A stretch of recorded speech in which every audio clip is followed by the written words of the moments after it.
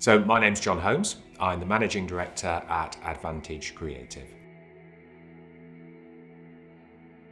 We were first formed to manage the Advantage Creative Fund to invest into creative industries companies. And what we do now is we use that expertise that we've gathered through supporting creative entrepreneurs and companies through that investment and growth journey to help business founders, creative entrepreneurs and creative companies to just be better at business.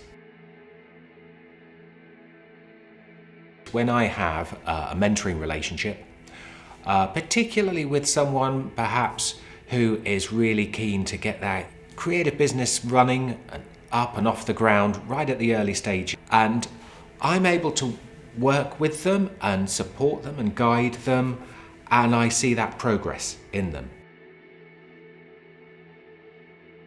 So my background is I started work in the entertainment industry, managing concert halls, theatres, festivals, until eventually, after 20 years or so, that brought me to the Midlands, and I was a little bit far removed from the actual doing the things I enjoyed.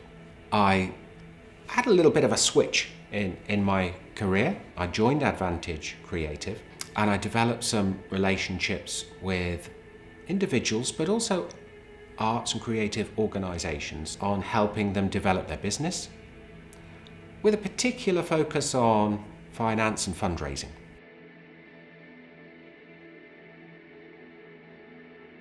Have a mentor and have a role model. And these two are different things, and be mindful of them. Have someone that you want to be like, that you admire, that you aspire to be like. Take a little bit of time to reflect on what it is you admire about each person.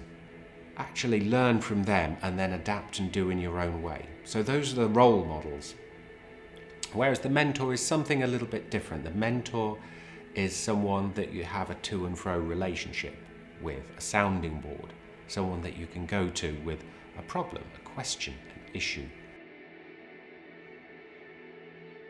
I'd been employed, I'd been self-employed, I'd started businesses with partners, and I think that having formed businesses and partnerships, some of which worked and some of which had failed, and I had some choices to make around, do I want to be employed?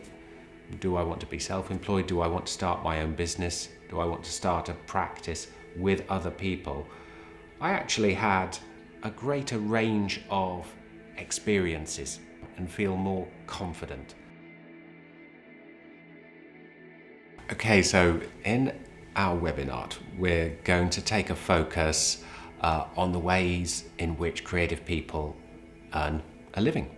So there's a lot of research into this and a lot of combined wisdom. There are particular ways, 5 in fact, 5 ways in which creative people earn their living.